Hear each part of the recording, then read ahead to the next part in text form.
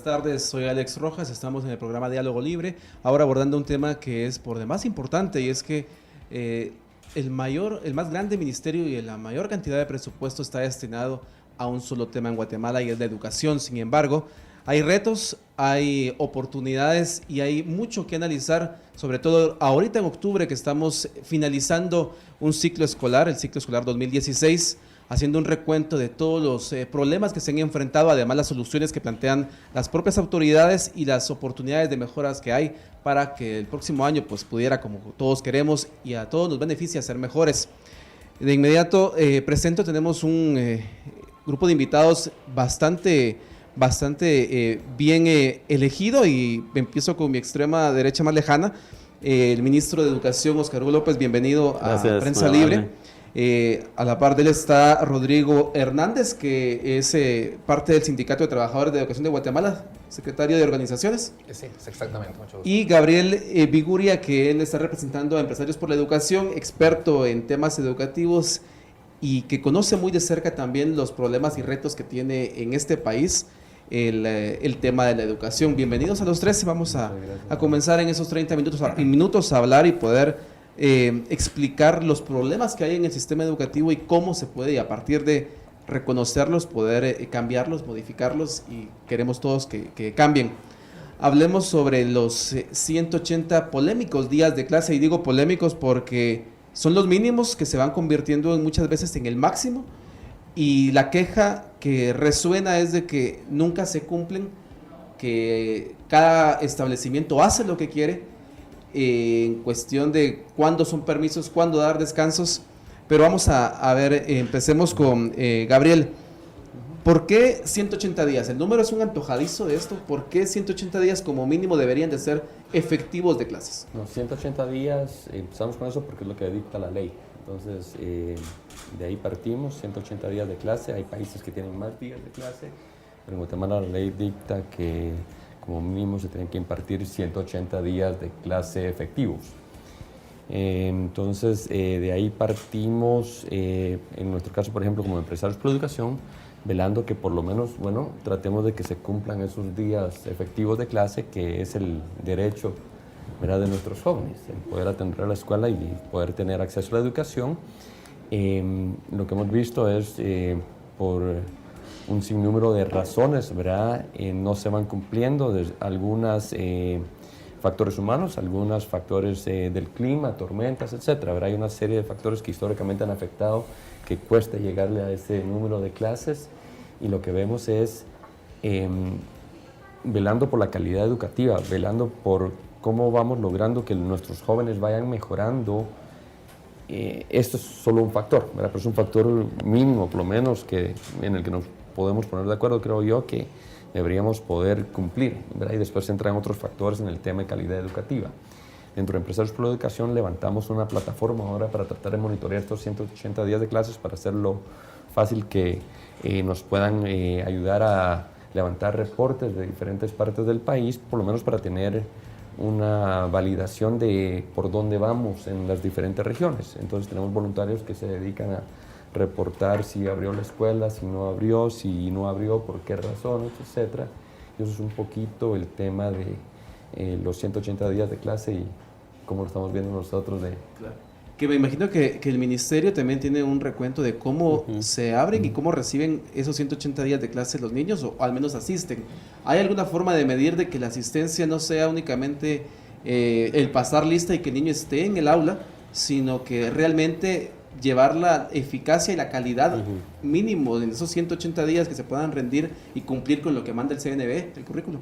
Muchas gracias por la oportunidad. En realidad, el tema del tiempo dedicado al estudio formalmente, el tiempo de los 180 días en la escuela es un reto por varias razones. En primer lugar, porque como ya se dijo antes, es lo mínimo requerible, pero además porque debe de ser un tiempo de calidad, un tiempo que se aproveche, un tiempo efectivo. Nosotros llevamos nuestro propio monitoreo, nuestro propio proceso de registro, y tenemos bastante adelantado cómo vamos hasta ahora en función del cumplimiento. Hay muchos centros educativos que el día 7 de octubre llegaron a los 180 días. Otros centros educativos que el día de ayer llegaron a los 180 días y así van superando. Otros que evidentemente por diferentes razones no llegaron a esa cantidad mínima. Sin embargo, la pregunta que nos debemos de hacer todos es ¿qué tan de calidad es el tiempo que se va a utilizar en la escuela de esos que sí cumplieron y de los que no cumplieron? Porque hay muchos otros factores como el aspecto relacionado con la hora de inicio. Puede ser que ingresen a la hora estipulada, pero no empiecen a dar clases a esa hora. Puede ser que el receso sea de 15 minutos, pero al final se convierta en una hora, por ejemplo. Esos elementos son un reto todavía para lograr superar y llevar un registro adecuado y que vayamos a trabajar fuertemente porque el tiempo sea eficiente, de calidad y que dejen los alumnos y en los padres satisfacción de aprendizajes. Sí, eso quiero entender, me recorrí que si no es así, ¿se está apelando a la conciencia o a la directriz, al director de cada establecimiento que pueda velar por su claustro de maestros y al maestro que tenga en la conciencia si ya está cumpliendo realmente con el mínimo, que en este caso yo entiendo se convierte en el máximo, porque llegan a 280 días y con ello han cumplido ya ellos con el tiempo? No necesariamente, por lo que decía yo hace un momento, hay algunos centros educativos, bastantes, que el día 7 llegaron ya a 180 días, pero siguen trabajando. Y ellos van a superar los 180 días. Tenemos estimaciones que puede superar hasta 190 días, 95 o más. Algunos van a pasar unos días más y otros van a quedar fuera de esa cantidad mínima. ¿Algunos terminaron esta semana o están terminando hoy viernes su ciclo escolar? El calendario nos plantea que la fecha para efectos de las pruebas finales terminan el 19 del mes de octubre, las fechas. Pero luego vienen procesos todavía para la última semana de octubre. Algunas clases ya terminaron, pero están en el proceso de evaluaciones, por ejemplo. Ahí es como entra el nivel de conciencia de los maestros y de los directores y de los supervisores, porque todos tienen un rol que jugar en el proceso de conciencia, de cumplimiento, de responsabilidad cada uno de sus tareas. Entonces acá es un llamado a todos a cumplir nuestra parte en ese proceso. Esas obligaciones ahí, por alusión, creo que vamos a darle la palabra al representante del sector magisterial, el sindicato. Rodrigo, son 180 días de clases que se vuelven mínimos o máximos, dejémoslo por un lado, pero veamos los retos como maestro, si están apelando a su conciencia de que esos 180 días sean de calidad, ¿qué necesita el maestro para que por lo menos esos 180 días se cumplan y se cumplan no en tiempo, sino que se cumplan en todo el currículo nacional base que se tenga que aplicar y bien aplicado para que esos 40 niños que están en la clase puedan realmente que les valga ese tiempo que estuvieron ahí? Sí, el número realmente siempre ha sido complicado y en el país nos enfocamos más en hablar de la cantidad de días que en lo efectivos que pueden ser los días. Si con 180 días permaneciendo todos los docentes en su salón de clases lográramos la mejora de la educación, entonces nosotros daríamos hasta 10 más si es posible y nos estamos 190. El problema no es ese. El problema debato dos cosas. Uno, el tema legislación no se enmarca en la legislación del país los 180 días, se hace en un reglamento de la Ley de Educación Nacional que no es ni siquiera el reglamento de la Ley de Educación Nacional actual. O sea, ni eso hemos hecho en el país, el reglamento de la Ley de Educación. Por otro lado, si fuera cuestión de conciencia, hay un montón de maestros conscientes, pero tener conciencia no basta si no tenemos útiles escolares, si no hay alimentación escolar, si no hay infraestructura, ya, si no hay docentes bien preparados, porque también eso debemos comentar, ¿verdad? La misma formación obligó a trasladar la formación a la universidad. Entonces, es discutible. Yo creo que el tema más de conciencia es discutir la calidad de la educación, que es en la que tenemos rezago. Yo mencioné en una ocasión, generalmente es al magisterio al que se le achaca el no cumplimiento de los 180 días de clases.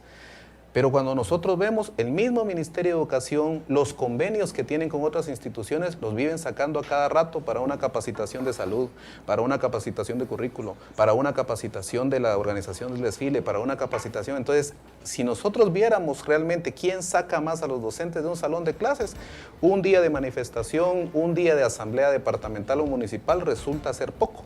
Cuando nosotros incluso dimos muestra que estamos dispuestos a dar nuestro tiempo, cuando incluso más de 13,000 docentes se han graduado ya a nivel universitario sin utilizar un solo día de clases, porque fueron a estudiar días sábados. y recién se acaba de graduar la quinta corte ahorita con más de 5,000 docentes que no le robaron un solo día a los niños de esos 180 días. Nosotros pusimos sobre la mesa con el Ministerio de Educación en la anterior gestión de que podríamos discutir unos 180 días. Discutamos 200 días de clases, porque si son 10 meses al año que se está en el ciclo escolar, por 20 hábiles generalmente tenemos 200 días a discusión, pero 200 días en donde se nos garantice que todos los niños van a tener su alimentación, sus útiles escolares, sus becas, sus libros de texto. Sin embargo, ahí complica un poquito, porque aunque los insumos llegan, hay otros factores de calidad que no se toman en cuenta. Yo puedo permanecer 180 días de clases, pero si atiendo a 25 niños van a aprender, pero si atiendo a 60, si atiendo 2 salones o si atiendo, como en muchos casos, un solo maestro para 6 grados, aunque permanezca 200, no voy a lograr la calidad de educación que necesita el país. Eso, gracias Rodrigo. Gabriel, ¿es sano pensar que se tenga que tomar o apelar a la conciencia de un maestro que está bien o mal remunerado en lo que está haciendo, pero es sano que apelar a su conciencia la responsabilidad de educar, como dice aquí Rodrigo, desde 25 hasta 60 o a veces 2 clases que se están repartiendo, o cómo debe cambiarse esta estructura de educación para que si son 180 días sean 200 o 150, tengan esa calidad y el maestro tenga, o el Ministerio de Educación tenga la forma de garantizar que se está aplicando la calidad y el CNB. Realmente debería ser una motivación natural, no deberíamos estar apelando a algo que se debería estar dando, ¿verdad? Al final, el compromiso con la educación, si uno es docente, uno debería estar comprometido, ¿verdad?, con los alumnos, de tratar de dar lo mejor de sí para poder transmitir uno los conocimientos, ¿verdad?, el prepararse bien con el material de la educación. Al final el rol del docente es clave, ¿verdad?, porque más que un maestro es en verdad un mentor, es un formador, ¿verdad?, de nuestros jóvenes, del futuro de nuestro país. Entonces, lo que tenemos que hacer es asegurarnos que tenemos docentes comprometidos, docentes preparados, docentes obviamente bien remunerados también, incentivados, ¿verdad? Que de esa manera estamos asegurándonos que estamos logrando en verdad transformar a nuestros jóvenes, ¿verdad?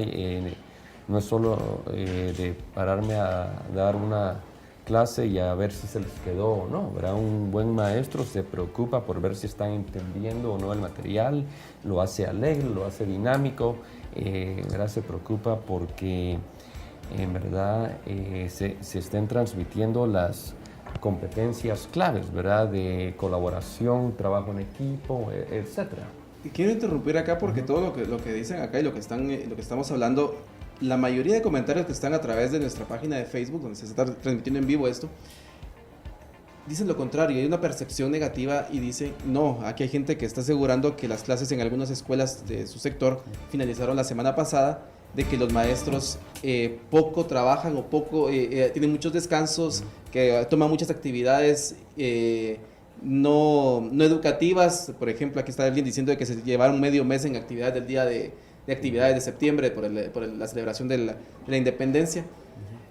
¿Hay o habrá una debilidad en el sistema de supervisión que hace que la percepción llegue y caiga hacia los padres de familia, que son los que aquí están opinando, ministro? Sí, hay una situación que vale la pena mencionar acá con relación a la supervisión educativa. La franja de supervisión, como se le conoce, ya no existe. Ya está en un deterioro enorme en función que desde algún tiempo para acá los supervisores como funcionarios del Ministerio de Educación ya no existen renovándose, es decir, ya no se siguen contratando. Se decidió que la franja finalizara y solo están presentes en todo el país más o menos 100 supervisores. 100 supervisores en todo el país. ¿Para cuántos? Estamos hablando de 2 130 millones de estudiantes, más de 2 millones de estudiantes. 52,000 maestros. Entonces, quiere decir, ahí hay ya un primer problema. Obviamente, nosotros para ir resolviendo ese problema, empezamos a seleccionar profesores, los liberamos de su función de docencia y los ubicamos como gestores educativos, pero sin plaza especial, solo ubicados para que nos vayan ayudando en las funciones típicas de un supervisor. Pero ahí hay una limitación. El próximo año, si el Congreso de la República aprueba el presupuesto de ingresos y egresos del Estado y le aprueba el presupuesto a educación, implementaremos como una situación novedosa y de impacto en esos aspectos, entre otros, el Sistema Nacional de Acompañamiento Educativo. Un sistema que viene a buscar que el maestro se sienta acompañado, que tenga un tipo de asesoramiento educativo en lo que hace, pero también que esté a la par de alguien que en algún momento determinado va a saber qué es lo que está pasando en la escuela, porque esos casos directamente el maestro que no tiene una función administrativa exclusivamente, pero el maestro realmente se ha sentido solo en las aulas. Y eso es evidente con los datos que yo le doy. Por lo tanto, necesitamos un sistema de acompañamiento que apoye técnica y pedagógicamente, pero que también administrativamente permita que las cosas que se han dado y que no son correctas. Ministro, gracias. Vamos a hacer una pausa muy breve para seguir hablando. Vamos a regresar con un tema que acá se plantea y vamos a regresar con Rodrigo para que nos explique, porque también hay un sentir bastante popular de que los maestros solamente están, o no solamente, pero muchos de ellos recurren a las manifestaciones y protestas, y eso afecta a la imagen también del maestro. Nos va a explicar él cuál es la situación, y principalmente en el sindicato mayoritario, que es el que lidera él y su secretario general, Jovel Acevedo. Regresamos.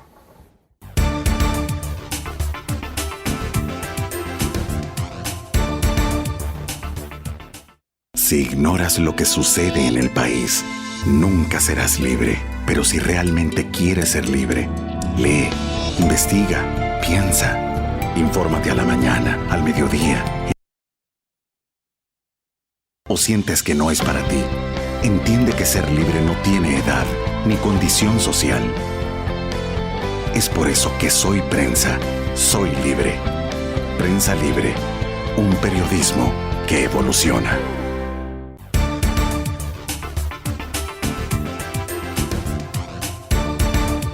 Seguimos hablando y abordando el tema sobre la calidad, la deserción escolar y cómo ha sido de eficaz el ciclo escolar este año. Nos acompaña y vuelvo a presentarlos al ministro de Educación, Óscar Hugo López, a mi extremo derecho, Rodrigo Hernández, representante del Sindicato de Trabajadores de la Educación de Guatemala, y Gabriel Viguria, de Empresarios por la Educación.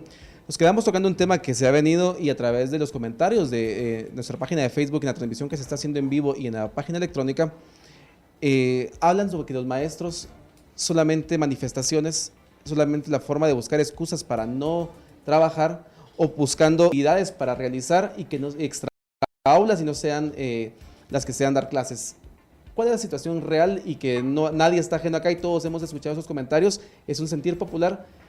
Rodrigo, ¿cómo podemos abordar y explicar qué es, por ejemplo, las manifestaciones que ustedes hacen, las asambleas que ustedes tienen como sindicato mayoritario? ¿Cuánta gente es la que ustedes aglutinan y cómo pueden justificar sus actividades extra aula con lo que está pasando acá? Bueno, en este caso tenemos que hacer una gran diferencia entre los que en algún momento opinan porque tienen acceso a una computadora o a un teléfono, y aquellos que sin tener acceso nunca tienen voz y no se escuchan, ¿verdad? La lucha del magisterio se ha enfocado en mejoras a la educación. Nosotros no hemos realizado una sola manifestación, y lo pueden revisar en el tiempo que hemos estado en las calles, que se haga referencia a algo exclusivo del magisterio. Todo tiene como finalidad la mejora de la educación y los programas de los niños, en donde nosotros lo que sí hemos tenido es una férrea resistencia a trabajar si en los establecimientos no contamos con los insumos. Y no se convierte en una demanda nuestra como magisterio, sino en una demanda de padres de familia. A nosotros nos ha llamado la atención el recién movimiento, donde lo que peleábamos era que la alimentación escolar llegara, porque estábamos ya en el mes de junio y de julio y habían escuelas que no habían recibido alimentación, que no habían recibido útiles escolares, en donde la misma gente era la que decía, ustedes pueden ir a manifestar porque nosotros vamos a estar esperando acá. Siempre hay un compromiso con la población de desarrollar las actividades curriculares, porque eso es lo fundamental. Por otro lado, ha sido bien complicado también salir de la generalización, en donde anteriormente el docente estaba encerrado en su salón de clases, en donde hoy los cambios que se han hecho en la didáctica, en la pedagogía, nos mandan a estar afuera, a hacer más vivencial el proceso, y eso nos complica un poco. Incluso muchos de los comentarios que se escriben es que el maestro sale mucho de clases, sí, porque ahora se va al campo, ya ahora hace actividades fuera del salón de clases, o sea, ya ha cambiado el currículo, ya hoy es un enfoque por competencias, hoy se aprende haciendo. Pero también en muchas ocasiones estamos acostumbrados a la plana, a la repitencia, a la memoria, y eso ha hecho la diferencia. Sin embargo, quiero acotar en lo que se menciona. Yo creo que existe una falsa generalización que se da mucho en el país, de decir el maestro que sale a manifestar y ejerce su derecho de asociación y manifestación no está cumpliendo. Yo lo que hago sí es retar a que en algún momento podamos tener un control de esos docentes precisamente, el tema mental para eso. Ya, sin embargo, vuelvo a insistir, en todas las comunidades lo que existe es un apego a un docente que no solo cumple los 180 días, que son las mañanas o las tardes según la jornada, sino de docentes que en algún momento viven en la comunidad, que trabajan mañana y tarde, que dan sus fines de semana. Me llamaba mucho la atención que el 15 de septiembre, yo lo avalo de esa manera, hay muchos docentes que pasan 15 días preparando la banda escolar, pero hay mucho docente en el interior del país que no utiliza los 15 días, utiliza el fin de semana, que a veces no se va a su casa, que no regresa a estar con su familia y que le está dando ese tiempo para la preparación, innovando en algún momento creativamente la celebración patria que en algún momento tenemos. Rodrigo, ¿de quién es la responsabilidad ahí entonces de tener la conciencia? ¿Del maestro como tal, que es un grupo de 60 alumnos, o necesita realmente, y se reconoce como docente, que se necesita esa supervisión desde el ministerio para que no sea la generalidad? Me dice que algunos puede que hagan esas cosas Exacto. malas y que las afecten. ¿Se necesita o se demanda esa supervisión para que se pueda quitar a esas excepciones y que todos sean la regla y que todos sean comprometidos? Yo creo que es fundamental porque eso daría la pauta a Cule. Vuelvo a insistir, la falsa generalización ha matado al país. En donde alguien roba, todos son ladrones. En donde alguien viola, todos son violadores. Ya nosotros lo que pedimos es que todos tenemos nombre y apellido. Y cuando un docente falta, no se dice es el docente que se llama de tal forma, sino que es los maestros que salen a hacer huelga, los maestros que salen a manifestar, entonces se generaliza. Sin embargo, el tema nuestro sí debemos enfocarlo, por eso somos Sindicato de Trabajadoras y Trabajadores de la Educación de Guatemala. Nosotros no necesariamente vamos por el apostolado, por la educación, porque el apostolado es dar todo aunque no tengamos insumos. Nosotros somos trabajadoras y trabajadores que exigimos nuestro derecho como trabajador, pero siempre en el apego a que cumplamos también con nuestra responsabilidad, que es algo que a veces no tenemos posibilidad de dar a conocer. Si en una manifestación nos hacen una toma, vemos al dirigente que está diciendo hay que manifestar, pero no ven luego al dirigente que también le exige a sus bases que debemos cumplir cuando ya el ministerio ha cumplido también con la entrega de los programas, porque a eso hacemos nosotros un llamado también, en donde algunos escapan, porque no todos en algún momento tienen la vocación docente, y en donde sí necesitamos entonces, no la supervisión como tal que debemos cambiarla, ya debe ser un acompañamiento pedagógico que permita que en algún momento el docente que tiene sus limitantes como cualquier profesional pueda tener mejoras en esas limitantes que tiene. Gabriel, él está hablando acá de algo de que desde Empresarios por la Educación ustedes tienen una cifra que yo tengo acá copiada, que hay 800,000 jóvenes entre 15 y 20 años que no están en el sistema educativo ni tampoco trabajan. Esto viene a afectar, y tendría o pasaría por estrategias mal implementadas o falta de presupuesto del Ministerio de Educación para poder cerrar ese círculo y que no haya la deserción que sigue habiendo. Tengo también datos aquí de ustedes. Esas son cifras del Ministerio de Educación oficiales de este año, que 3 de cada 10 niños que se inscriben en primaria no concluyen el periodo escolar. La deserción es grande y llegan a jóvenes, 15 en edad productiva, que no hacen nada. ¿Cómo pasa con esto y qué pasa con esos recursos? Aquí hay varios temas, ¿verdad? Hay temas de acceso, de mantenerse en el sistema, repitencia, ¿verdad? Hay varios temas que nos preocupan. Entonces, estos 800,000 niños jóvenes que no están en el sistema, primero es una cifra altísima, ¿verdad? Para la población total que tenemos de jóvenes y tremenda preocupante. Hay varios factores que hemos visto, ¿verdad?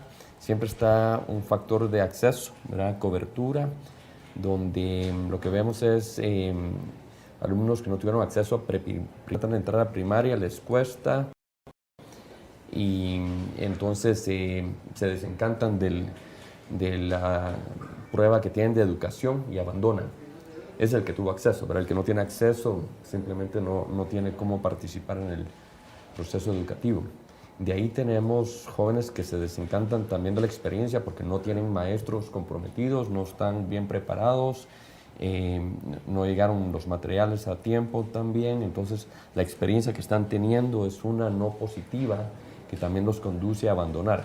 Hay temas económicos, todavía hay padres de familia que no están incentivando a sus hijos a educarse porque todavía piensan que es más importante ahorita el sustento de la familia y por esa razón están perdiendo la oportunidad de educarse, de aprender, de generar las competencias para poder optar a mejores opciones en el futuro. Entonces, que ese es el tema económico.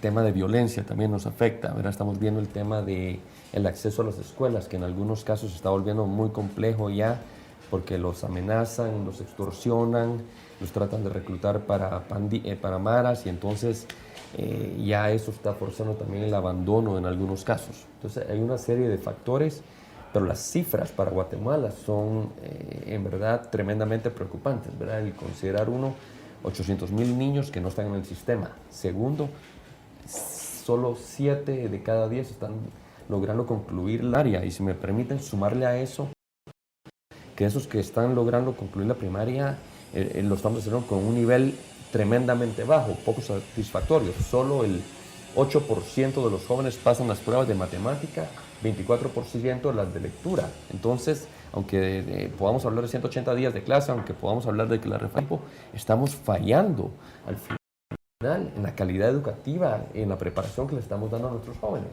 Y esto que está mencionando Gabriel, ministro, son problemas no directamente educativos, él está hablando de factores que son ya de Estado.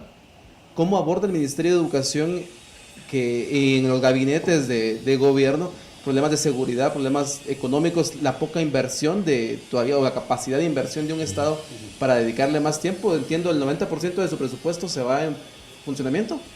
81. O sea, es una gran parte que no les deja tampoco mucha maniobra de operación para querer invertir más. ¿Cómo combaten estos problemas que ya aquí citó Gabriel? Bueno, esto me permite abordar un tema que no lo hemos tocado y que tiene mucho que ver con todo lo que en educación debe hacerse, el tema del presupuesto. Nosotros tenemos el presupuesto más grande dentro de los diferentes ministerios del país, 12.892 millones de quetzales. Sin embargo, es uno de los presupuestos más pequeños en función de la inversión con relación al Producto Interno Bruto. Tenemos el 2.9 de utilización en función del PIB. ¿Qué significa eso? Lo ideal debería de ser el 7% y estamos recibiendo solo el 2.9. No recibimos ni siquiera la mitad de lo ideal. Sin embargo, en función del presupuesto nacional, lo hablábamos hace un momento, el presupuesto de educación es el más grande. Quiere decir que tenemos un Estado en donde cuenta con un presupuesto muy pequeño para todo lo que tiene que hacer. Hay problemas serios en desnutrición que hay que trabajar. No podemos trabajar en las escuelas con niños cuya base a nivel de nutrición fue mala. ¿Por qué? Porque las facultades cerebrales para poderse desempeñar en la escuela no las tienen. No las tienen simplemente. Entonces, aunque hagamos todo bien en la escuela, si el 53% de los niños vienen con desnutrición crónica, ¿qué podemos hacer ya en el sistema educativo? Ya la situación se va complicando. A nivel de gabinete tratamos esos temas. Hay una estrategia fuerte contra la desnutrición, por ejemplo. Hay muchos sectores que estamos vinculados para abordar el tema con seriedad, porque de lo contrario, aunque hagamos todo lo demás bien, la situación de base está sin las condiciones adecuadas para un buen trabajo en la escuela. Ese es un elemento importante y quiero aprovechar para hablar un poquito del tema de los que están fuera del sistema educativo nacional. Esos 800,000 que usted menciona dentro de las edades, dentro del rango de 13 a 18 años, se suman a otros 800 o 900,000 entre 18 y 24, que también debieron de haber pasado por la escuela o estar en el sistema educativo y no lo están. Tenemos 1.600.000 fuera del sistema educativo. Y las proyecciones son que para el 2030, si el problema de cobertura, de acceso y todo lo que necesitamos tener para ofrecerle a la población no se atiende, vamos a llegar a más de 3.400.000 jóvenes fuera. Que es un panorama oficial y desalentador. Es un problema social, delincuencia, drogas, vagancia, entre otros graves problemas sociales. Es una bomba de tiempo y a eso le tenemos que poner especial atención. ¿Cuál es la atención que está poniendo el Ministerio para evitar que siga creciendo exponencialmente? Nosotros creemos que hay varias cosas que hacer. Primero, mejorar la oportunidad para los jóvenes, porque el problema no solo es pobreza, no solo es desánimo de los jóvenes, es oferta. Porque veamos en el nivel medio, la matriculación es sumamente baja, porque no hay opciones que el sistema oficial presente. El 80% es del sector privado y el 20% del sector público en el nivel medio. Y hay muchos municipios del país que tienen primaria, pero ya no tienen básico, ni mucho menos diversificado. Y por las condiciones sociales, económicas, ya no les permite eso. Nosotros queremos, a través de un mejor presupuesto, la posibilidad de ofrecer una oportunidad de estudio a los jóvenes para que no pasen a engrosar esas estadísticas tan lamentables y poco alentadoras para el sistema. Vamos a dejar por último, vamos a hacer una pequeña pausa y vamos a ampliar un poco más el tema con esto del dinero. 12.000 millones no es suficiente. ¿Cuánto tendría que ser suficiente? ¿Y qué harían con ese dinero? Si pagar más maestros o invertirlo en calidad educativa o en profesionalización, que también esas fugas que a veces se perciben de dinero en los recursos del Ministerio de Educación. Vamos a hacer una pequeña pausa y regresamos precisamente con ese tema.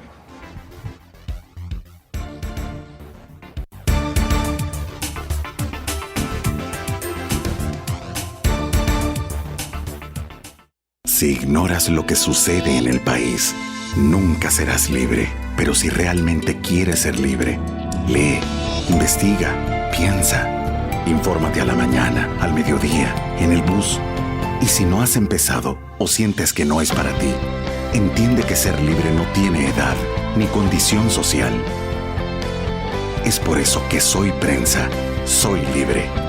Prensa Libre, un periodismo que evoluciona.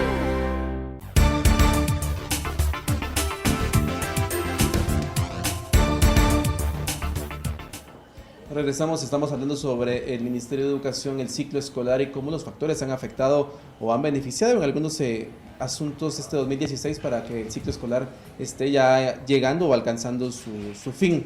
Nos quedamos hace un momento hablando sobre el dinero. 12.000 millones de quetzales es el presupuesto más grande, el ministerio más grande también, y uno de los ministerios que tiene responsabilidades que no son directamente suyas, como seguridad, como nutrición, como oferta laboral.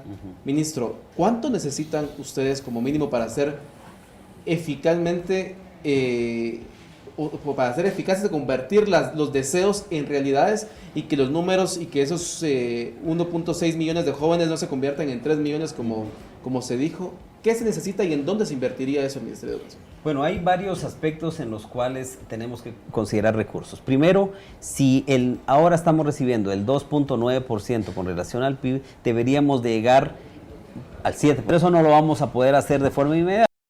Tendríamos que desarrollar una política de crecimiento de nuestro presupuesto como lo han hecho los otros países, un punto porcentual anual o 0.5 al año. Hablemos de datos más reales, perdone. Para el 2017, en la propuesta de ley del presupuesto que FCN Nación ya respaldó y tienen que cabildearlo en el Congreso como bancada oficial, ¿cuánto está pidiendo el Ministerio de Educación que se...? Nosotros pedimos Sí. 14.000 millones. Se Pero les da los 14 no nos millones, dieron los ¿qué hacen con 14.000? ese dinero? Bueno, nosotros en ese escenario. en ese proceso necesitamos aumentar la oferta. Aumentar la oferta en preprimaria, en primaria, en ciclo básico y diversificado. Y eso significa abrir más centros educativos donde no hay. ¿Construcción de escuelas? Y contratar maestros. El tema de la construcción de escuelas es un tema que implica muchos recursos. Tenemos para esos fines préstamos con bancos internacionales que ya tenemos definidos aspectos relacionados con infraestructura para no afectar totalmente el presupuesto. Ese es un ideal. Ahora, necesitamos mucho más que eso. Mucho más. El ideal sería tener unos 35.000 millones de quetzales, pero eso es imposible en las condiciones que el país está ahora. Partiendo de esos 14.000 millones, insistiendo de último, construirían escuelas con esos 2.000 millones más y contratarían más maestros.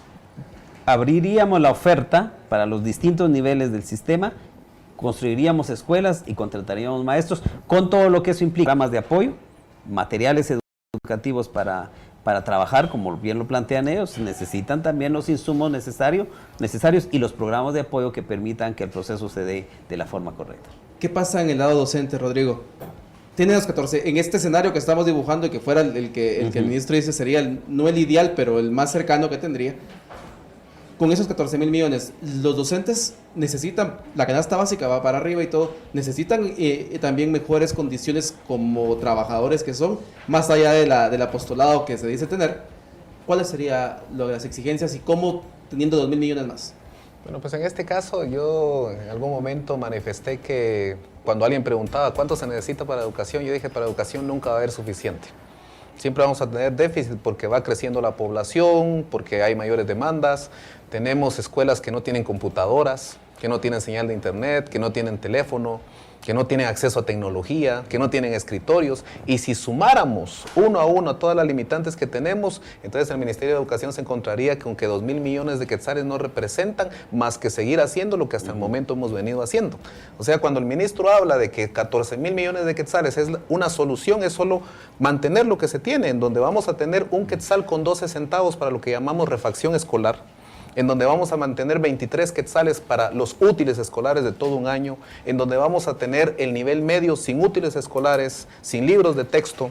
Ya cuando se hizo un cambio curricular hace años, cuando se hablaba de la mejor ministra de Educación, lo único que hizo fue meter 15 áreas, en donde ahora lo que tenemos es un gran déficit de docentes, porque hay que cubrir 15 áreas, no tenemos libros de texto. Entonces, 2.000 millones de quetzales no van a arreglar la educación del país. Aunque así se dieran 16.000, se dieran 17.000. O sea, aquí lo que tenemos que ir buscando es la manera de hacer efectivo ese presupuesto, de salir de la falsa generalización de que todo se va en salarios, porque es mentira. O sea, lo que nosotros tenemos es un pago que se lo puedo decir a todos. El salario de un maestro es de 3.646 quetzales. En el escalafón A. En el escalafón A, que no implica descuentos. O sea, ese es el nominal. Cuando el INE saca estudios en donde dice que la canasta básica es de 3.800 quetzales. O sea, todo aquel que piensa ser maestro tiene que ir pensando que mes a mes por lo menos 150 quetzales va a tener de déficit. Sin embargo, si sumamos a la educación, el tema de cobertura está limitado. Usted tenía datos del nivel medio. El nivel medio está que en las edades, para estar en básico diversificado, 4 de cada 10 están en el sistema. 1 lo atiende el sistema educativo público y 3 los atiende el sistema educativo privado. Y si luego vemos la evaluación que hace la universidad, nada de esa formación fue buena porque no entran a la Universidad de San Carlos. O sea, tenemos que apostarle a la calidad, tenemos que apostarle a la infraestructura y tenemos que apostarle en algunos niveles como la preprimaria y el nivel medio a la cobertura también. Pero vuelvo a insistir. En este caso, entonces, ¿se discute cada año el presupuesto que se necesita o se solicita en este caso con Esteje? Ministro, le digo porque él dice que 2.000 millones que se están pidiendo ahorita más para el 2017 no cambiarían nada a lo que se está haciendo ahora. Bueno, el Ministerio ha estado muchos años sin recibir aumentos significativos de presupuesto. Esta es la primera vez en donde vamos a tener un aumento de 900 millones de quetzales si el presupuesto se aprueba como lo hemos planteado.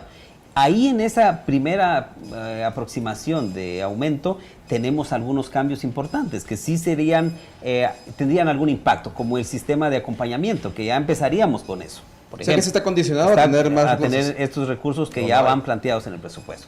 Otro de los elementos que sería una innovación es el Instituto Nacional de Educación a Distancia, que ofrecería oportunidades a todos aquellos jóvenes que están afuera del sistema. ¿Sustituir la telesecundaria?